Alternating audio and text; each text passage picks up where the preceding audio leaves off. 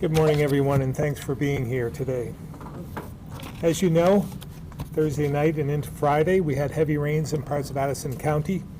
In fact, it was a month's worth of rain, 6 inches in just a 3-hour period. In Rutland, Swiftwater teams who were pre-deployed completed over 20 rescue operations, and Commissioner Morrison will have more on our ongoing emergency response efforts.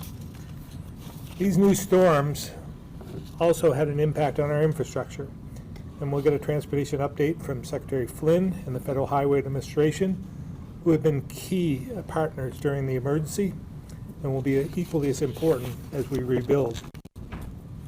It's hard to believe that it's only been about a month since we experienced the first of our severe flooding. Admittedly, it seems like it's been much longer, but seems that we have teams across the state that have continued to respond to the many challenges and intense storms we experience almost every day. I want to again express my sincere appreciation to all those who stepped up, from town road crews on the front lines, V-Trans and contractors getting main roads opened back up, our Emergency Operations Center workers, volunteers, and many, many, many others. Even though we continue to face obstacles because of our oversaturated soils, the next month or so will be an opportunity to focus on cleanup needs and efforts. That means finishing our work on debris removal, including that of the condemned mobile homes and immediate infrastructure work. This includes the incredibly challenging work by our municipal road crews. The numbers you've heard from us before, and will again today from Secretary Flynn, represent only our state roads. But we know there are many municipal roads that were hard hit as well, and now that we're catching up on our state roads, V-Trans will continue reaching out to local partners to see how we can assist and help them. After we get through this phase, heading into the fall, we need to be at a point where the conversation is more about recovery, mitigation work, and revitalization. From my perspective, that means merging our flood recovery efforts and the community revitalization work we'd already begun, using historic federal ARPA funds. As you know, we dedicated hundreds of millions to this work for things like housing, water, sewer, stormwater infrastructure, climate change mitigation, economic development, and more. Lifting communities up, especially those left behind for far too long, is even more important now. And coordinating these efforts is how we can best build back stronger. That's why I named Doug Farnham, who's with us today, as Chief Recovery Officer. As Deputy Secretary of the Agency of Administration, Doug was charged with coordinating our federal ARPA funding programs, and with his vast and diverse background, he's the right person to make sure we do all of this work in the most effective and efficient way possible. We know we have a long road ahead, but I'm confident Vermonters will continue to pull together and keep Vermont strong. So with that, I'll turn it over to Commissioner Morrison. Thank you, Governor. Good morning, and thanks for being here. We've continued to have unsettled weather, necessitating staging and deployment of our Swiftwater rescue assets. Last week, teams were busy on Thursday night in Middlebury and Friday night in Rutland. Localized flooding necessitated the evacuation of 35 individuals. There was 1 injury reported, and 1 Swiftwater boat was significantly damaged during a rescue. This brings the number of lives rescued to 216 in the past month. Additionally, teams have assisted with 162 evacuations. For context, a normal year sees approximately 6 or so rescues and approximately 30 evacuations. During the same time frame in the past month, hazmat teams have responded to 90 calls. For context, last year in 2022, there were 135 total calls. And our rapid assessment teams have inspected 880 homes and businesses. In short, the Department of Public Safety, assisted by both in-state and out-of-state partners, has completed more missions this past month than we normally see in many years combined. Until today's rain ends, We will continue to have urban search and rescue assets, which includes swiftwater rescue teams, staged in the western part of the state. As of last night, 211 has received just shy of 6,000 reports of damage to residences and businesses. 85% of the calls were from individuals, and 15%, or 912 calls, were from businesses. Washington County has accounted for 1/3 of all 211 reports, with just over 2,000 calls coming from Washington County. And a little bit about debris. As of yesterday, 4,432 tons of debris had been removed under the state contract. This is on top of all of the debris that has been coordinated for removal at the local level.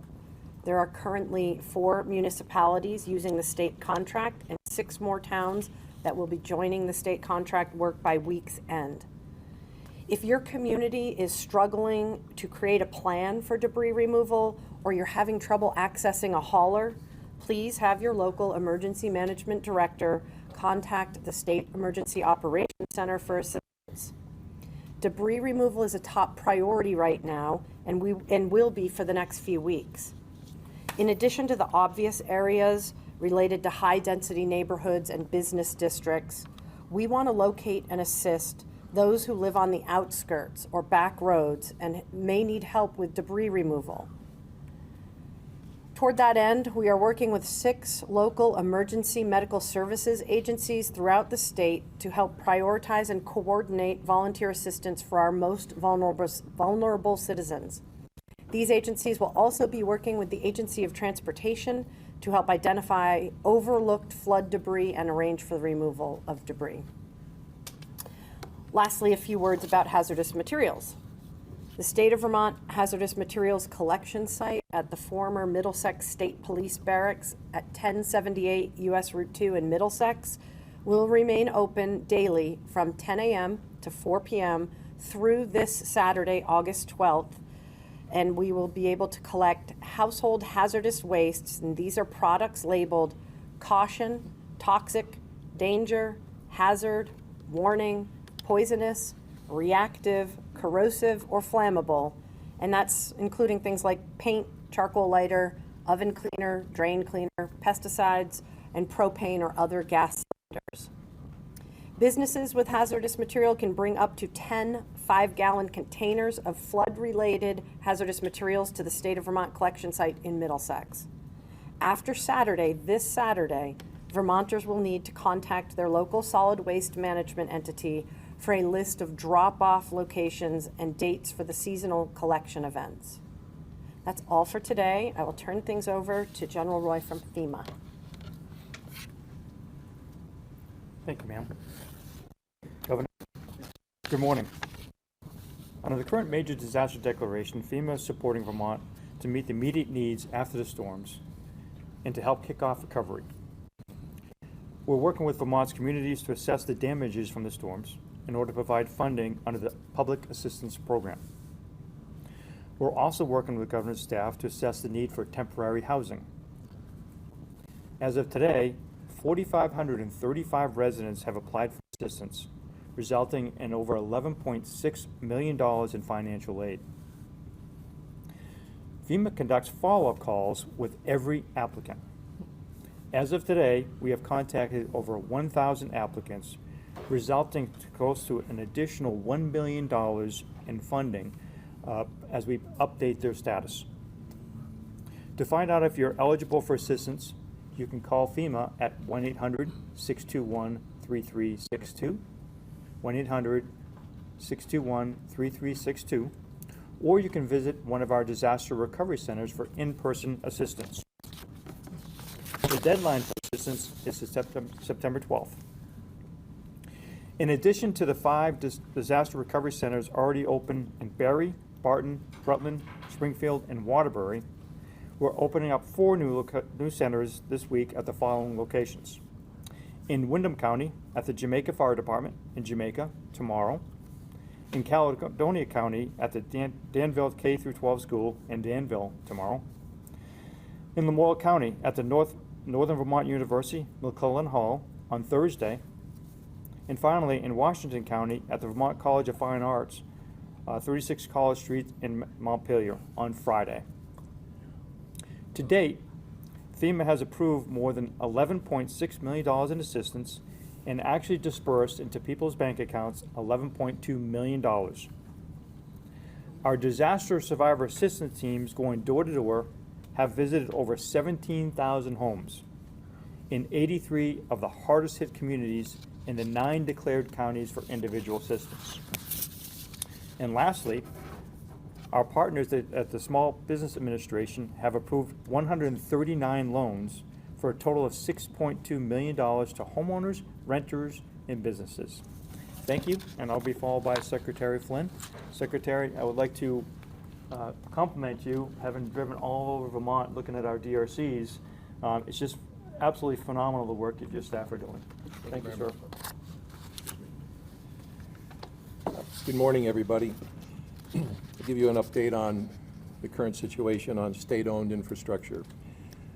Today, 4 roads remain fully closed, and those are Vermont Route 116 in Middlebury, I-91 northbound in Hartford, the off-ramp to 89, Vermont 131 in Weathersfield, and Vermont 125 in Hancock.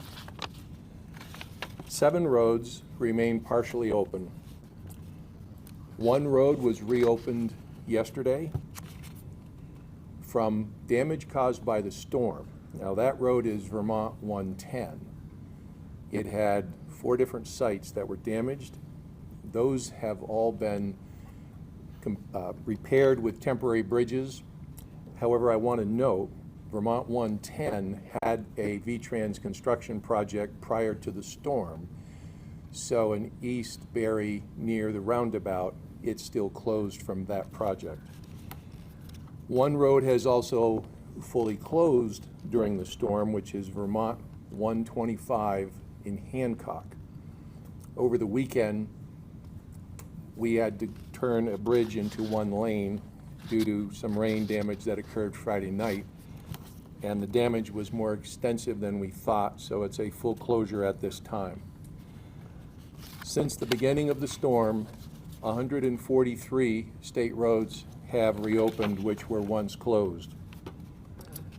The 1 bridge that remains closed is the one I just mentioned a moment ago on Vermont 125 in Hancock. Our bridge inspectors at AOT inspected 13 bridges yesterday for a total now of 565 bridges statewide that have been inspected. And I will give you some data as we close out the first month. This pertains to work that AOT has done on state-owned infrastructure. So far, we've identified 1,102 damaged sites on our road or bridge network. 826 impacted culverts. We have performed 142,000 linear feet of ditch work, 20 miles of new paving.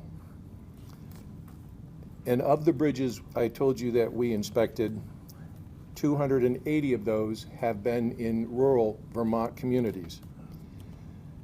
We have so far used 366,000 pounds of rock, installed 7,000 feet of guardrail, and worked on 236 slopes or slides. Again, all just on the state network. I had mentioned a week or so back that of our active construction projects prior to the storm, we did incur some damage on those sites. Initially, 12 sites were damaged. We have recovered 11 of those and are preparing them to resume. Initially, 5 projects were stopped so that contractors could move on to help towns in an urgent situation. 2 of those 5 have now restored. 3 still remain stopped. With respect to active railroad, 11.17 miles remains closed, and that is the piece through Barry up to Websterville. Public transit, we still continue to maintain free service between Johnson and Morrisville and Hardwick in Morrisville. There are no issues at the state-owned airports. There are no issues on the 2 state-owned dams. Today, AOT is working in 28 rural Vermont communities, working with the towns. And we are also joined today by 39 private contractors on AOT projects. I'd like to give you an update and close on some good news with respect to the Lamoille Valley Rail Trail. We are very pleased to officially announce the reopening of more than 1/2 of the Lamoille Valley Rail Trail. The Lamoille Valley Rail Trail runs from St. Johnsbury to Swanton and is approximately 93 miles in length end to end. The 30.3-mile section from Swanton to Cambridge Junction is now fully open for public use. The 19.5-mile section from St. Johnsbury to Walden is now fully open for public use. These openings represent 49.8 miles of the entire length of the Lamoille Valley Rail Trail. AOT anticipates reopening additional sections of the trail during the next several weeks and months and into next year. You'll see on the screen some of the damage that we've encountered along the Lamoille Valley Rail Trail. There are 6 different slides that I believe will rotate on the screen.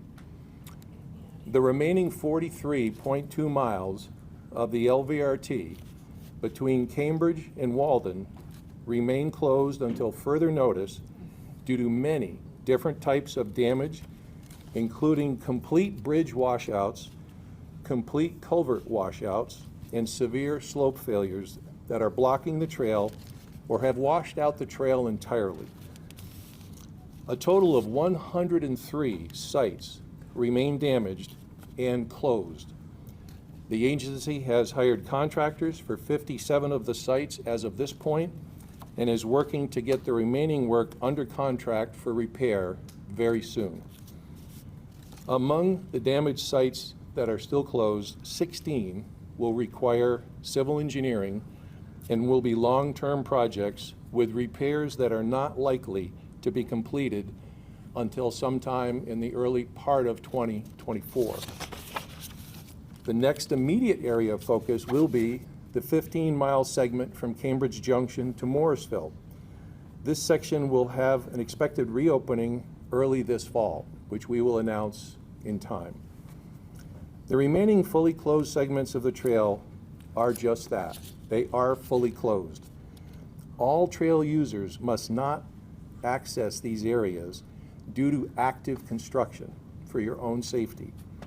Although some areas appear passable, the surface and embankments may be compromised and could present unforeseen hazards. We have a website, Vermont Rail Trail System website. I will read it. It's https://railtrails.vermont.gov/trail-updates/. And I can provide that to you in writing. That concludes my report. Thank you, Governor.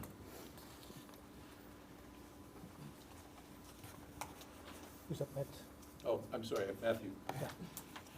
I was supposed to introduce Matthew DiGiovanni. Matthew is the head of engineering and operations for the Federal Highway Division for the Vermont Division Office. Thank you, Matthew.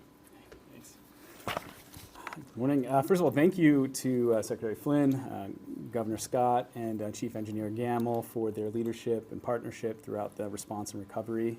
On behalf of Secretary Buttigieg, Federal Highway Administrator Shaylin Bott, Division Administrator Randy Warden, and all of Federal Highway, both in DC and Vermont. I will emphasize that working with the states to help people reassemble their lives, which often starts with restoring roads and bridges after the devastating floods, is a priority for President Biden and the U.S. Department of Transportation. When disaster strikes, transportation is critically important to recovering communities. It is how supplies get in and out of those in need of medical care and how those in need of medical care get to the doctor.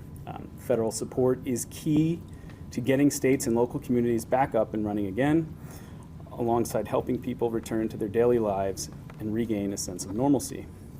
On July 11th, I think has been noted, President Biden approved an emergency declaration for Vermont, which authorizes the Stafford Disaster Act, Disaster Relief and Emergency Assistance Act to save lives, protect property, public health and safety, and to lessen or avert the threat of a catastrophe in the state. Federal Highway Administration works regularly with VTrans on working on putting out regular projects, but in this case, Federal Highway's Emergency Relief Program reimburses states for expenses associated with damage from natural disasters or other emergency situations. Emergency relief funding is relied upon by the states and has helped them rebuild in the aftermath of extreme weather and other catastrophic events that slam their communities. As our nation faces more frequent and unpredictable damage from severe weather events, the devastating impacts of climate change are evident. These funds will help states respond to these incidents as we work to build more sustainable transportation infrastructure that can better withstand these impacts for the years to come. I just want to say thank you for your continued partnership, and we look forward to continue to work together. So, thank you. Thank you very much. And again, without our federal partners, we would be very much challenged, more challenged than we are today. So my thanks to FEMA and FHWA for their continued support in our recovery. But we have a long ways to go. As Joe had mentioned, he was mentioning all the amounts of stone and paving and guardrail and so forth, and that's just in our response. We still have permanent work to do that we're going to stretch into probably the next construction season. With that, I'll open up to questions. Do we have any updates on the license plate rollouts? Yeah, the details will be coming fairly soon. I'd say next week we'll have more for you. Governor, you talked about the start of this long-term recovery work. I know you said that you're working with engineers from the infrastructure and highway side of things, but does your administration plan to work with urban engineers or civil engineers about redesigning these communities or thinking how and where we should rebuild? Yeah, absolutely. We're starting those conversations as we speak today. So we're moving forward and trying to have those conversations again with our congressional delegation because a supplemental amount will be needed for some of those projects that we're envisioning and contemplating. So we'll see where it goes, but we are very much looking forward in terms of how do we protect ourselves more in the future. And when you think about that in the long term, I mean, what does that look like from a mitigation, architectural design planning perspective? Yeah, it's about letting the water do what it needs to do and finding places for it to store, as well as protecting buildings from future damage and not building in areas where we shouldn't. So again, it's all across the board. It's fairly complicated when you start thinking about the hydraulics and hydrology. But I think that we're going to learn from other states. We're going to learn from some of what we have experienced in the past, what we've done right.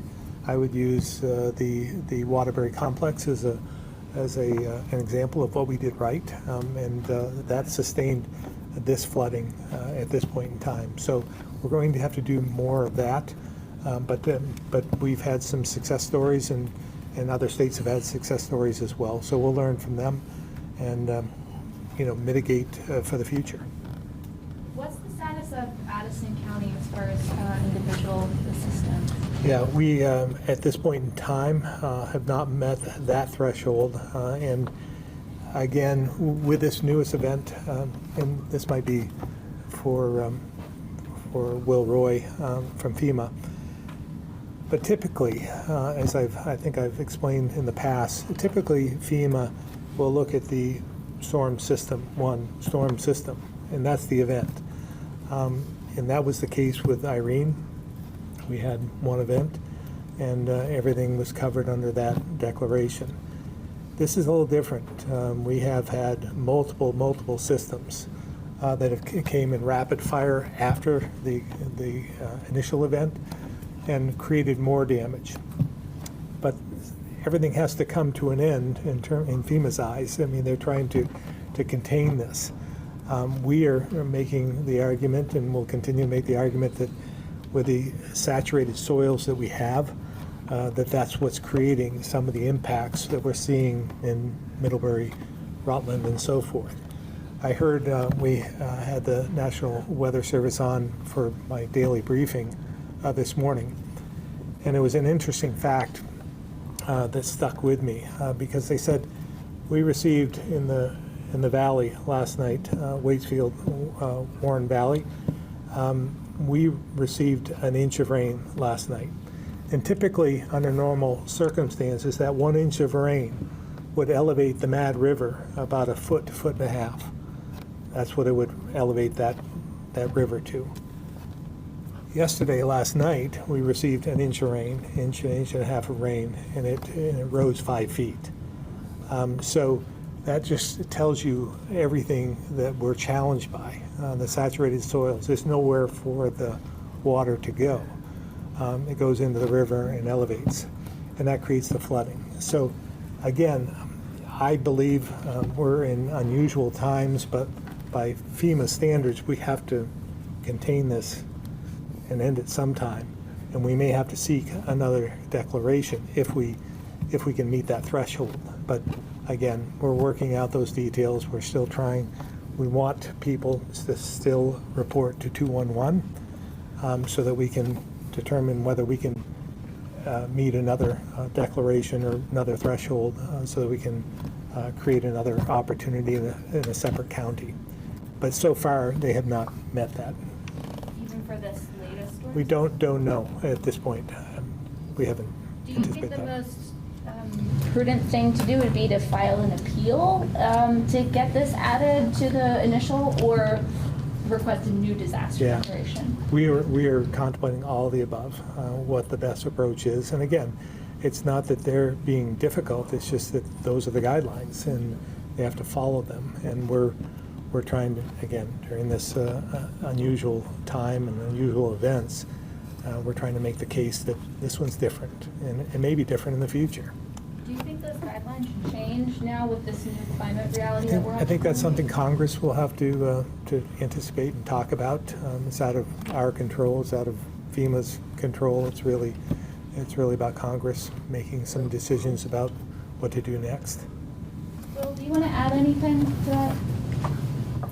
It's always hard to follow the government on those, but as the governor said, we are clearly recognizing that the weather patterns have certainly changed recently.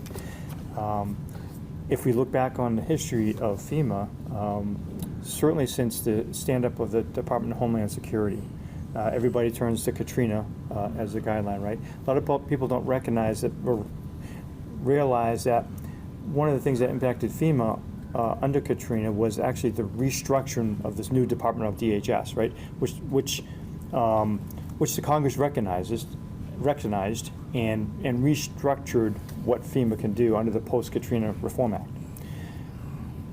So every major disaster system, the Congress looks at the authorities that has given FEMA and adjusts it. We saw the same thing under Sandy, and then we saw the same thing under Maria. So it is the Congress that looks at it, and it makes, authority changes for FEMA so that we can execute its intent. And as the governor said, we're recognizing that for Vermont, this is a historic summer for flooding, and the delegation can utilize its authorities in Congress to put forward changes. And I'm sure many other states are looking at this the same way. Did you say that after the 1 inch of rainfall, there's normally it raises about a foot? That's what they said, the National Weather Service said, in the valley and with that river in particular, with the Mad River. Last night. I'm wondering if in the Budget Adjustment Act talks you have with the legislature this fall, will you be asking them to reallocate some of the current funding to flood recovery? Well, the budget adjustment, we wouldn't be having those conversations until January. Okay. We'll continue to utilize the resources we have at this point in time. But is that a possibility in January? I guess We'll see. I mean, again, I don't want to take away from our efforts, long-term efforts, with some of the ARPA dollars that we had already designated and appropriated. So again, we're putting a lot of our eggs in the congressional basket, and hopefully they will be able to receive and obtain another capital expenditure out of the Congress. Speaking of Congress, what's the status with the special appropriation? Or I know they're on recess right now, but where is Yeah, that? no, they're stand? still trying to put that together, waiting for information from us to give to them. We are in constant dialogue with them, and they've been very willing to hear any of the initiatives that we have contemplated, and they'll be putting that together during their break to present. Do you foresee it, based on your conversations right now, that it would be introduced very shortly after they return? And I think it's time. The better question for them. I don't know how that will work and how their rules, whether you can just introduce a bill or not. I just don't understand their process. Yeah. Nor do I care to. Could we get Commissioner Morrison back for a second for a little bit more details on, I think you mentioned 35 evacuations due to recent rain. Could you offer us more details on that? So between Thursday and Friday, there were 35 evacuations. I believe those were mostly in Rutland. There was definitely an active rescue from a person trapped in a car in Middlebury. In fact, 3 people on the roof of a car, I believe, in Middlebury. I will get you the details because I have to say they're starting to smush together at this point. So you want specifically to know what the activity was in Rutland versus Middlebury? Yeah, just painting a picture. Kind of Sure, what happy to do that. the situation was. And were those evacuations because of flooding or landslides? Flooding, I believe it was related to a water main break, but again, I'll get you the details. Have there been any landslides in Addison and Rutland counties in the past couple days? Not in the last couple of days. There were a couple last that were week. reported as landslides, but upon investigation, they were not. Okay. They were determined not to be landslides, but that was Ripped in. Ripton area, yeah. In Hancock, yeah. Hancock and Ripton were the 2 that come to mind. Okay, great, thank you. Jen, could you also get information about the damage to the Swift boat and how that occurred and whether? Yeah, it was okay? anecdotally, it was, the water rose so high and they were making a rescue, and I believe it's like a ribcraft type boat, not fiberglass, the soft-sided boats, and it got hung up on a fence and it ripped it out, but I can get you more detail on the nature of the damage. Thank you. Mhm. I have a question for the governor, if that's okay. Governor, you were getting ready to ride the rail trail before this storm, and I think you take a lot of pride in the fact that the state put years and years of work into getting that trail up and running. It must be very disappointing to see the damage. Those pictures were heartbreaking to that trail. Tell me what's going through your mind when you see a marquee infrastructure project in the state just shredded by a storm like this. Yeah, very discouraging in many respects. But we'll rebuild. We built it this time. We'll rebuild it again. But it's difficult for the communities that we're really counting on this to tie them together for their economic development. And so personally, it's discouraging, but for them, it could be devastating economically. And so we're going to have to go back in there as quick as we can. Obviously, we wanted to make sure the road infrastructure was passable, and we were putting all our resources there and efforts there. But now we can move to another phase so that we can start rebuilding those sections. Infrastructure like that is particularly vulnerable to flooding, isn't it? With the way that trail sort of hews to the riverbank in many locations. Can you just opine, or maybe Joe or others explain how you'd go about rebuilding a trail that's essentially sort of right on the banks of a big river in the state? Well, again, it's on the rail bed, so if it had impacted, it would have impacted the rail as well. But some of these, it's different in different locations. Some of it was debris getting hung up in the abutments. Some of it was slides, as you saw, and we'll just have to rip-wrap some of those sections, harden the banks, so that we can rebuild all the way up through to the top of the rails. This one doesn't look easy to rip wrap and get back up and running anytime soon. But it really sort of, yeah, almost like a permanent sort of. it will. I would say that can be fixed. Not ready to put a dollar amount on that yet, but. Well, you've got experience in moving earth and sort of these sort of civil engineering projects, and so I just wanted to sort of, as we talk about rebuilding, right? Calvin's asking questions about how you rebuild to be more resilient. There's a perfect example of a piece of infrastructure that's in tatters. We've got to rebuild it, but you can't move it, right? I mean, you can't just move it over 50 yards to get it out of the floodplain. Like, how do you go about rebuilding infrastructure that is almost certain to be in the same location as it used to be? I mean, can you raise that thing 3 feet? That seems unreasonable. This failure probably, and I'd let the engineers decide that, but the failure started here, not there. You know, that slid down, so that it was probably, the river is probably down here and undermined the slope, and that caused the failure. So hardening this down here is key to fixing that up there. I had a similar question when I was driving in past, I guess this is a question for Joe. Driving in from Waterbury past Montpelier, I saw the section of I-89 that failed during the floods, and then you've repaired it. But is that repair going to hold up in the next flood? I mean, it looks like a patch of the exact spot that was undermined by that water coming off that cliff. How do you fix a highway that's in a narrow channel between two cliffs of granite or whatever? I mean, how do you do that? Probably you'll have to go back to the source as well, you know, finding out why it came out over the ledge like it did, and maybe be able to divert it down to where there's a culvert, a main culvert underneath the highway, instead of coming out over the ledge and onto 89.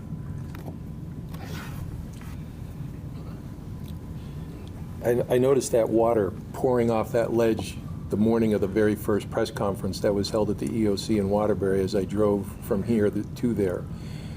And like the governor said, maybe understanding where that water came from. I mean, obviously enough rain is going to cause water to flow, and you're right, we're not going to move the interstate, and we're probably not going to move the ledge. And that sort of, while that closed the road, which is rare for the interstate, those types of damages along the edge of the road that sometimes undermine guardrail posts are not that uncommon around the state of Vermont during summer storms. I think that our focus on them now is acute because of the totality of the storm damage. But that clearly was a mess, and I also saw pictures where there were what looked to be, in some cases, almost basketball-sized rocks that had come down, as well as standing water. So that was why it was closed. And of the 143 roads that I think I mentioned that have reopened since the start of this, many of them were fully inundated. And, you know, Mother Nature floods them, and then Mother Nature lets that water recede, and we're often left with what was done to them. So, you know, we're not going to move the road. We're not going to move the rail trail. But we've heard this before, you know, especially New England, we developed our communities along river for power, for transportation. That's where roads were built, that's where railroads were built, and times have changed.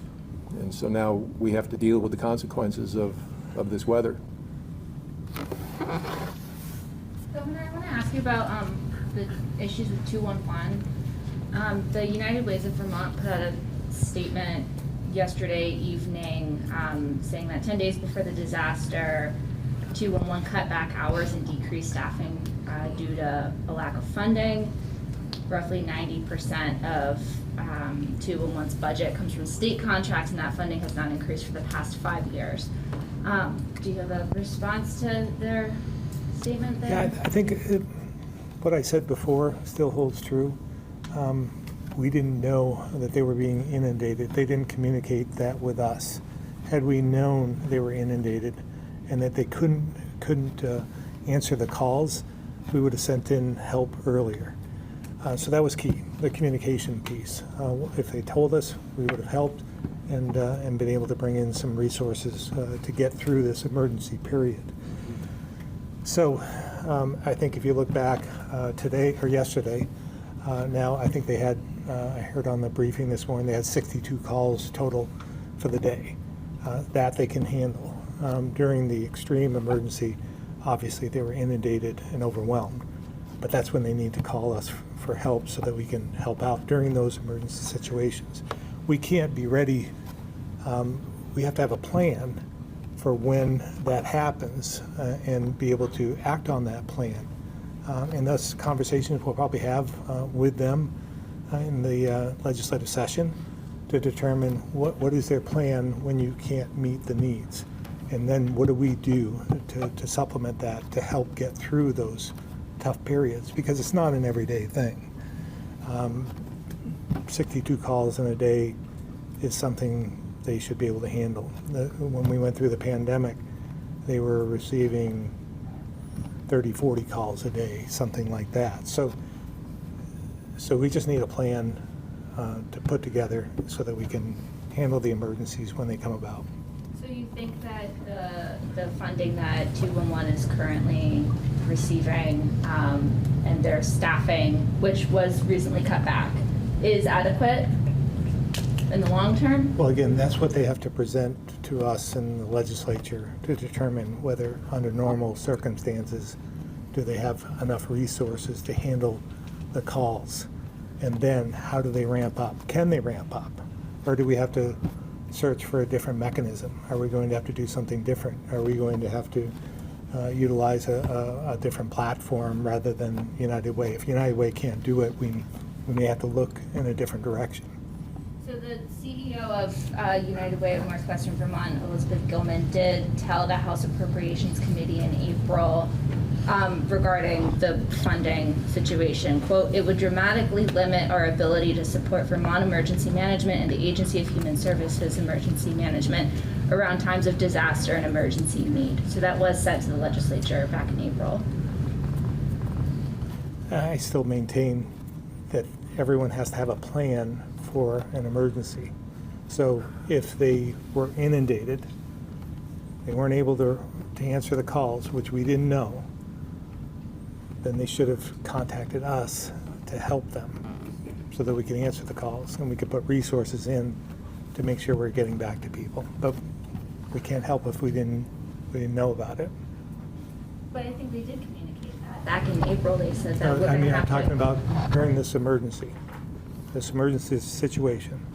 When you find yourself in trouble and you're not answering the calls, you have to communicate that with us, with the SEOC, so that they know that there's a problem and then we can fix it or attempt to fix it.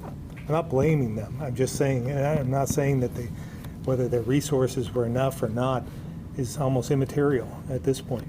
It's that they need to tell us when they were in a situation that they couldn't work their way out of. We had no idea. But once we found out, we were able to send in resources and be able to help out. So that's what we need. We just need to develop plans to make sure during those times, because you don't want to staff up like there's going to be an emergency every single day. You're going to have a plan because there are many weeks and months where we don't have anything. and that would be a waste of resources.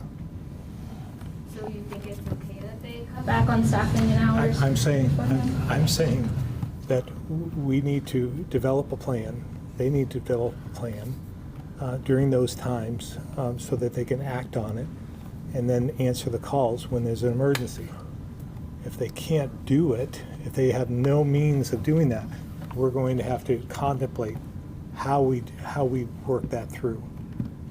Maybe United Way isn't the right entity to oversee 211. I don't know. That's something the legislature is going to have to consider. If they simply can't do it, then we're going to have to figure another way to accomplish that.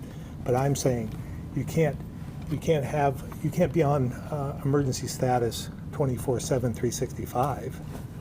You have to have a means to ramp up during those emergencies.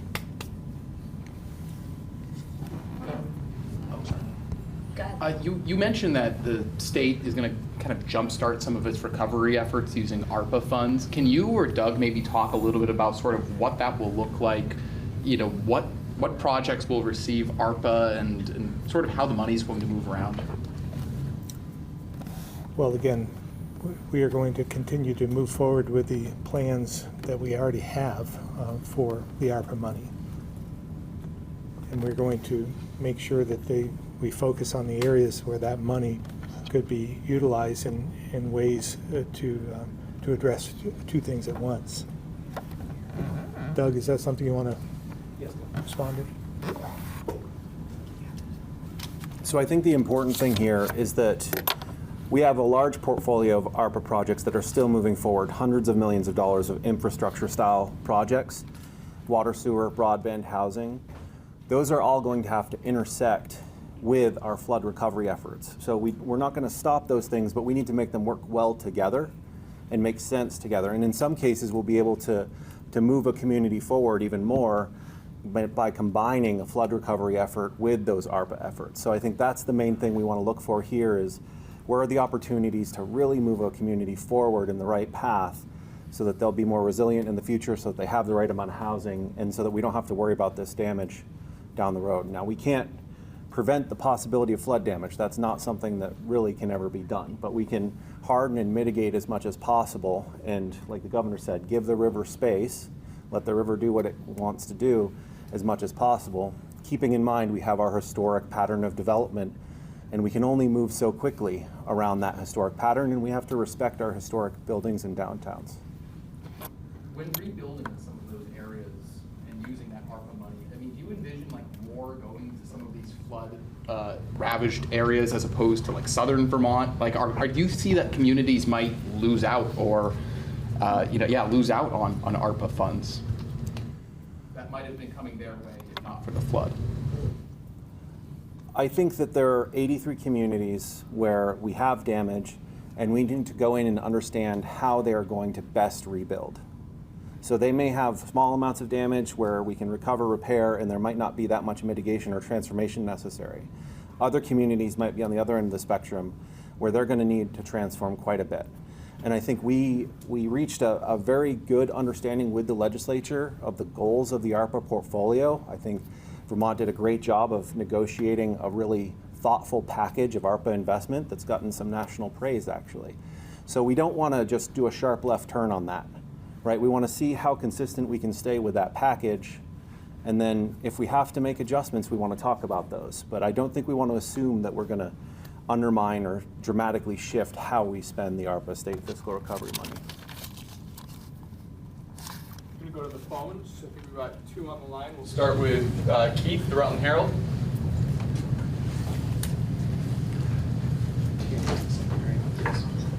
Hi. So I saw an email from FEMA the other day. It made me think of this. They were hiring several positions to sort of address some of the flood recovery. But it made me wonder, overall, was our previous labor shortage impacting our recovery effort here in any way? Does anybody know that? Or?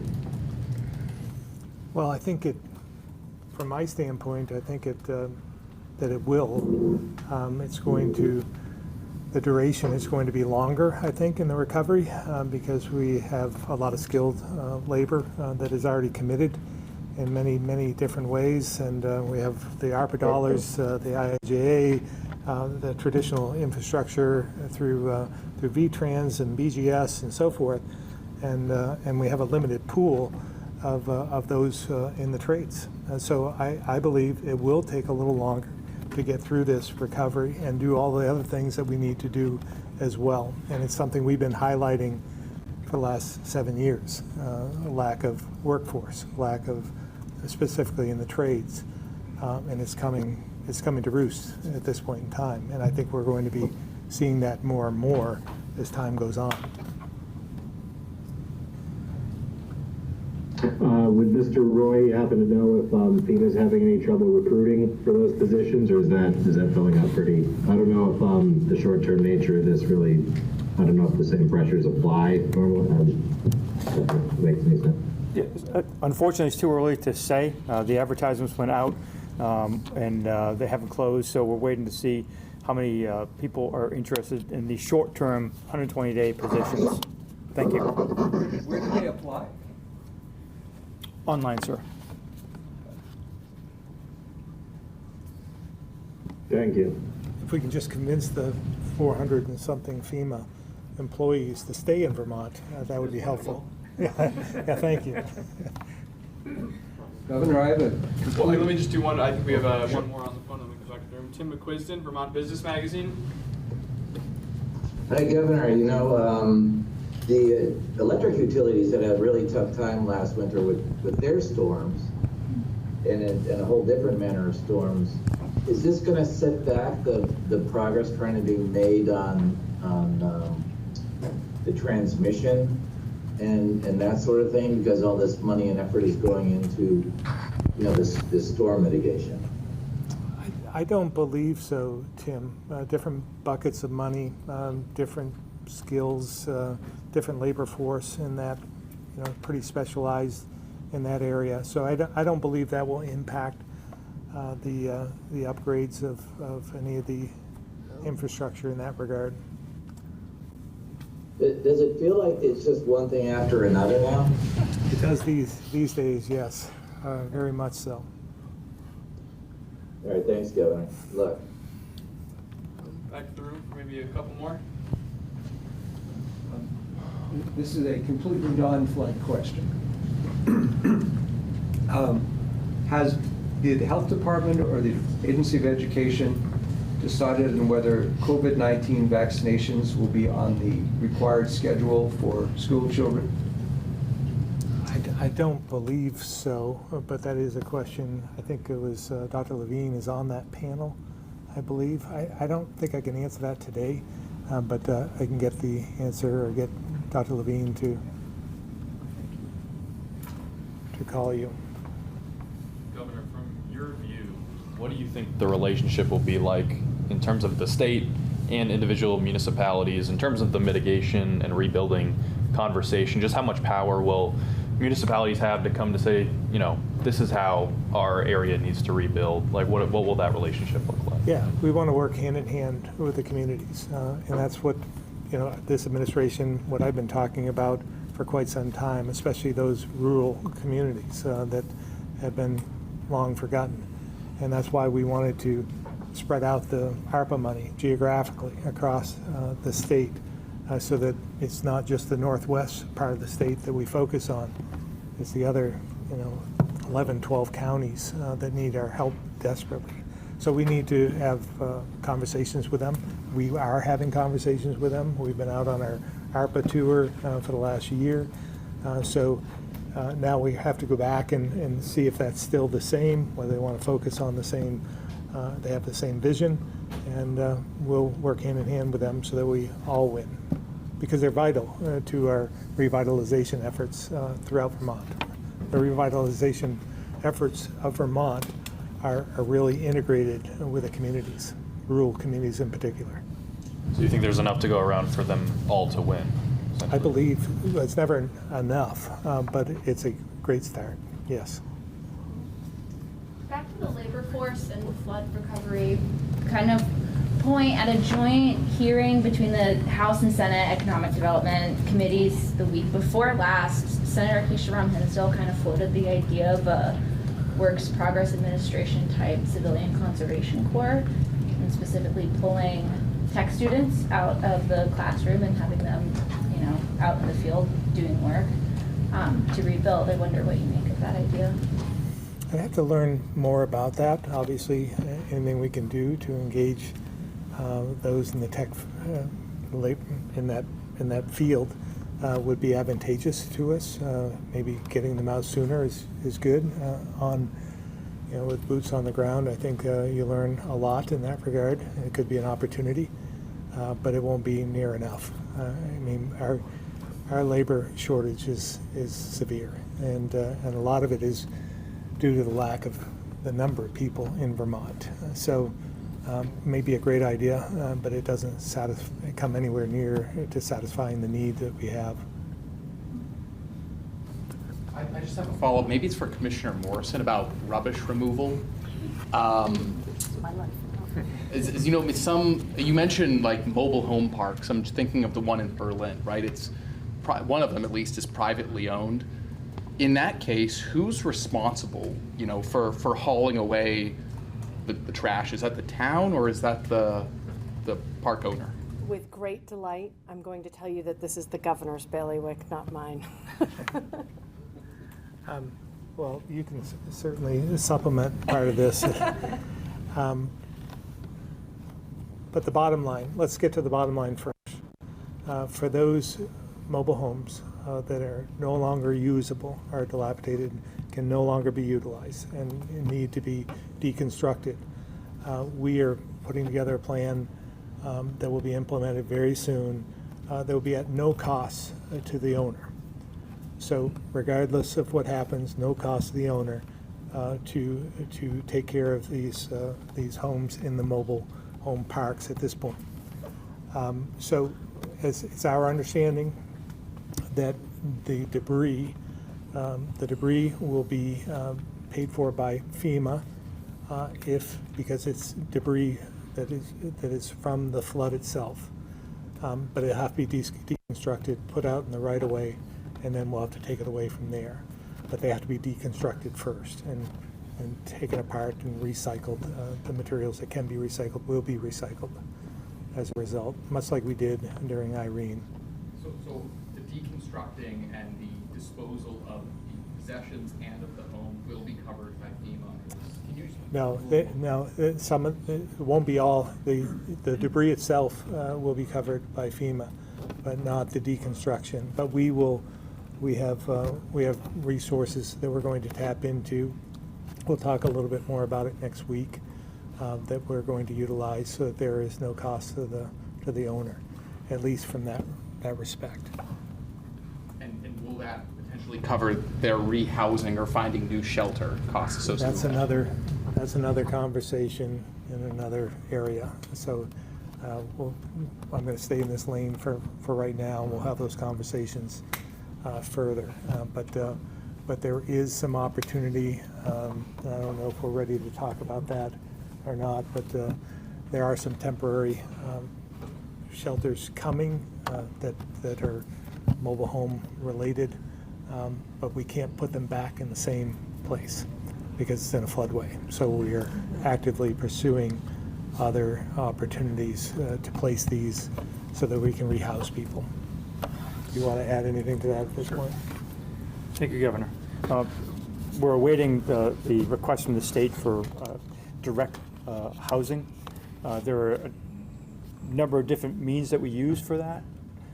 First, we look for multi-family units to be able to either lease or, if they've been damaged, repaired, to place residents. We also have a program for direct lease. So if there are locations that are available for us to lease, we can lease those. And then the last, of course, everybody knows the FEMA trailers. So those are an option as well. Each of them really is tied to the individual themselves. Typically, we'll start with a very large population relative to how many people are interested in FEMA assisting them to find housing solutions. But along the way, many people find housing solutions on their own. And so at the end of the day, what you end up with is a much smaller set of individuals who will need your assistance. Those people who are already receiving rental assistance, if they've got a place to stay, they can utilize those funds for up to 18 months, which is the same for the direct housing mission from FEMA as well. It's a short-term process while they find a permanent living solution. Thank you.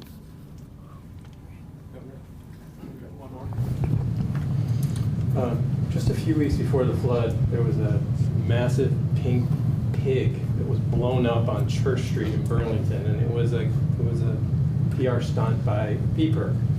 They wanted to sort of call attention to the greed of big oil, and they launched a summer campaign called Make Big Oil Pay, and their pitch was, let's find a way to make the companies that are responsible for the fossil fuel emissions that they knew were going to be a problem for the climate, but they sold anyway.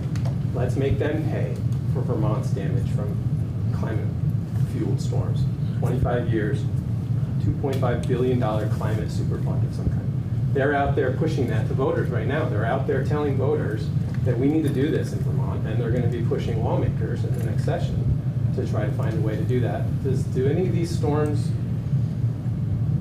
and the damage that you've witnessed make you think that maybe something along those lines, if not exactly that, something in the direction of getting Vermont access to some additional funding beyond just the federal government is a wise move or possible? Well, again, I think this is something the Attorney General should take a look at, probably will take a look at. It's in her bailiwick. I tend to want to look forward.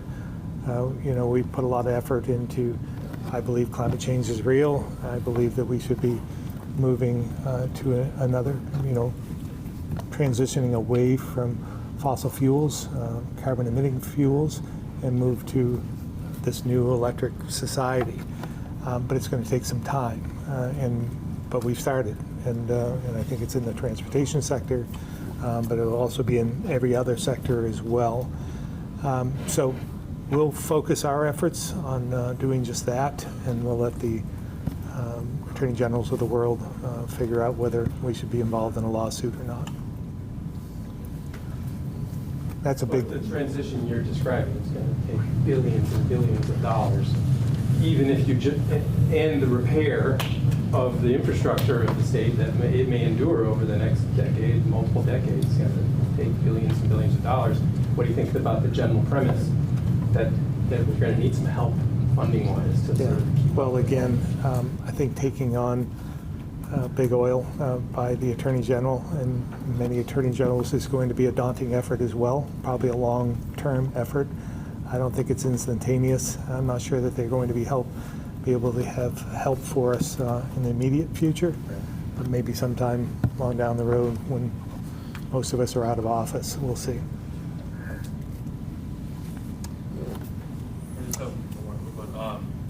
Follow up to Kevin's earlier questions, it's going to be hard to mitigate a lot of these areas near rivers, like the rail trail, like the railroad.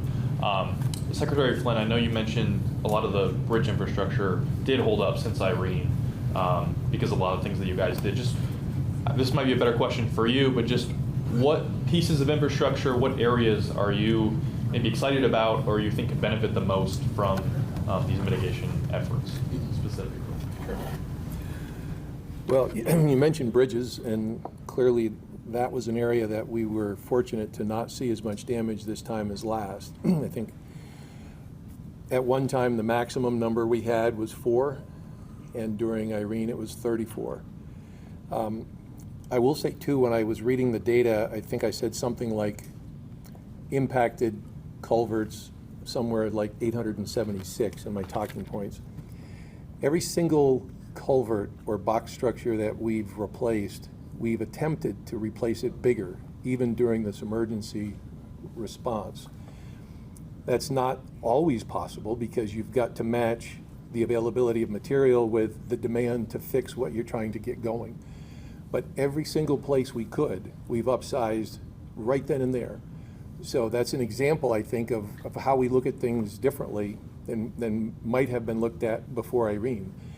And then with respect to the structures, I can tell you that while I don't have the size of the pipe that is under Route 116 by Dow Pond Dam in Middlebury, I can tell you that that is going to go to a 12 by 15 foot rectangle, 125 feet long. It is massive in size, significantly larger than what was there.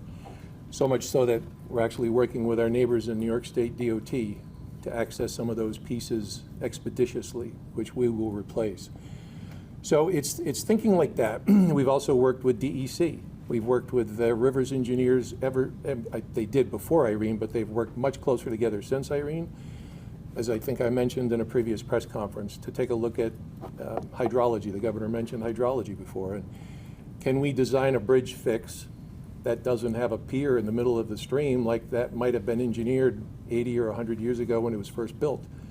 But it just takes a different type of engineering. And so those accomplishments go on daily, but they just are never highlighted unless there's an event like this that someone like me points to one of them and says, there's an example. But the engineers are looking at this every single day as they build things.